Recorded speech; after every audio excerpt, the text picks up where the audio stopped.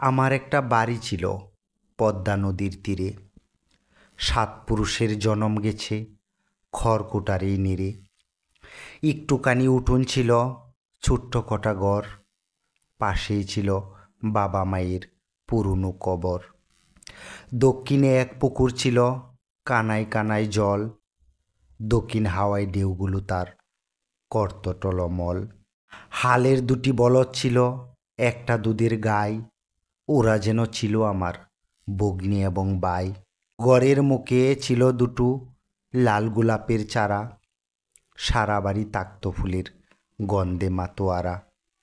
লাল ফুয়ের এক মাচা ছিল আঙিনার এক পাশে, পুয়ের ডগা দুলত সেতায় দক্ষিণা বাতাসে।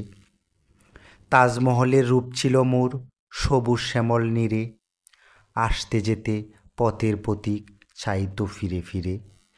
এই বাড়িতে তেমন সুখেই যাচ্ছিল দিন কেটে, যেমন সুখে শিশুরা সব ঘুমায় মায়ের পেটে।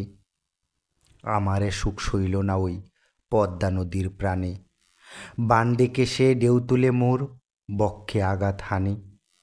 ঘরবাড়ি সব বাসিয়ে নিল, বাসালো 2 আঁকি, অশ্রু ছাড়া কিছুই সে মোর রাখল না আর বাকি।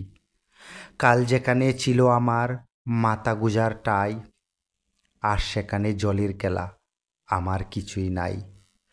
বাপ মা আমার ঘুমিয়েছিল কাল যে মাটির ঘরে, আর সেখানে নদীর পানি রঙে খেলা করে।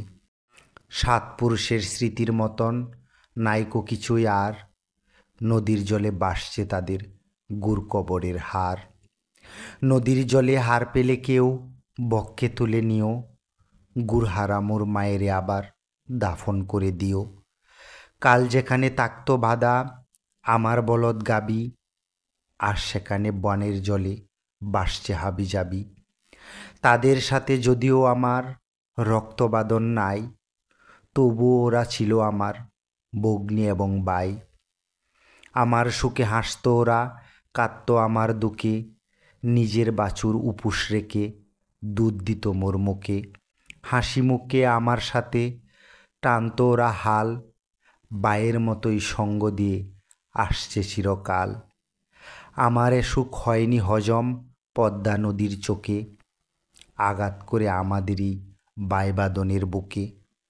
হঠাৎ দেখি তার আঘাতে উঠোন গেছে ফেটে, প্রাণ বাঁচাতে দিলাম ওদের গলার দড়ি কেটে। নদীর জলে বাসিয়ে দিয়ে 7 জনমের বাদন, অবাক চেয়ে শুনছি তাদের হাম্বা সুরের কাঁদন। বিদায় কাঁদন কান্দে ওরা, আমার দিকে চাহি, আমিও কাঁদি কান্না ছাড়া কিচ্ছু করার নাহি। জানি না আজ কোথায় ওরা, মরল নাকি আছে, কোথায় পাবো তাদের খবর, সুদাই বাকার কাছে। নদীর জলে পাও যদি কেউ 3টি বলদ গাই, বুঝে নিও এরাই আমার হারানো বোন বাই। বিনয় করে বলছি তোমার, পা জড়িয়ে ধরে, একটু তাদের থাকতে দিও তোমার গোয়াল ঘরে।